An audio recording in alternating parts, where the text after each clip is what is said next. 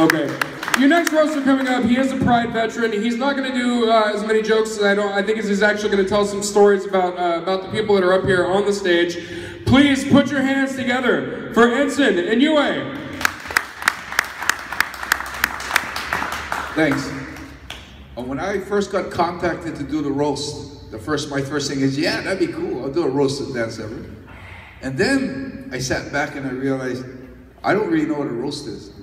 So I went on the internet, started Googling some roast stuff, and I looked at that, and the first thing is, I can't do this. One, I respect the man. I don't know how to make fun of him. And so what I do want to say though is, if I want to roast anyone, I know it's Dan's roast, but I want to roast the people in New York. When he said that they're dicks, I got to second that, because last night we went to Syracuse. This is a bar down the street. I was shooting pool with my girlfriend. We're just hanging out shooting pool, and this drunk guy comes up to me and picks a fight. And I'm just standing there like, I can't believe what's happening. And I'm here thinking that I've gotten over this, controlling that animal in me to get into fights in the street. That's ridiculous to get into a fight in the street now, but I'm standing there, we're shooting a game, and this guy walks up to my table, grabs the cue ball in the middle of the game, flips it on the table and looks at me and goes, "Are you good?" And I'm sitting there like, holy shit, this isn't happening. Obviously, he did not know who you were, and the sheer fact that you are holding a weapon in your stick, hand. I have a blue stick in my hand. It's bad enough you could have taken matters easily, but you had a weapon on top of that. So I'm there like, oh shit, I really suck in pool, so I'm like, no, I'm not good. And then he comes up walking closer to me, and I don't know if it's a drunk thing. I don't drink. So I don't know if it's drunk, but he came right in my face and he goes, "Are you good?" And I realized this guy's being a dick, so I just like, I don't even want to talk to you. So I turned my back, and he wants to boot fists with me like that, like bump fists, and I'm like, I don't know what you do. So and I'm getting all red, man. I'm seeing red. I'm like, fuck this guy, man. So I'm thinking, okay, I got to get out of here. So I walk around the pool table, and one of his friends comes up to him and say, "Oh shit, two guys now." I'm thinking, oh God, New York, fuck, I don't like New York already. And then this guy comes and starts apologizing, says, "You know what, please can you do me a favor, get your friend out of here, man. These things are gonna get ugly if he doesn't get out of here."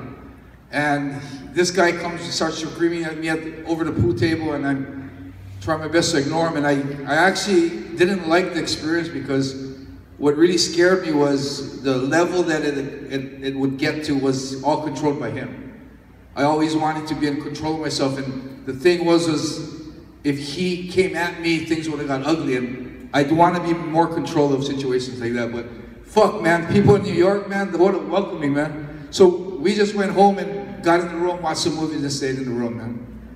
Yeah, so, but anyway, about Dan, for me, it's like a reunion with all these guys. I've seen them in Japan, I've fought in Pride, I mean, Don, everybody, Paul. I watch these guys on TV. I am part of the legends of the cage, but I really don't consider myself a legend, because these are the guys that I saw on TV. And I can't really stand there and say I'm a legend, because these guys were before me. So, one question I have for Dan. Is that like a nice way of saying we're old? Dan has gloves. No, it's not. Oh. I'm not saying anything like that, Dan.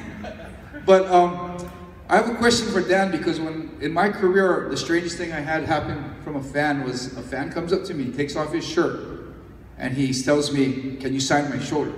So I go up and sign his shoulder, and he leaves, and I'm thinking, what is that about? Half an hour later, he comes back in with it tattooed in his back. And I'm like, holy shit, this guy's a big fan. And, Dan's been around the world. Dan's fought all over.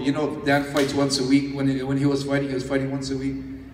I kind of want to ask Dan, what's your strangest encounter with a fan? Closing it off like that, I want to ask Dan that question.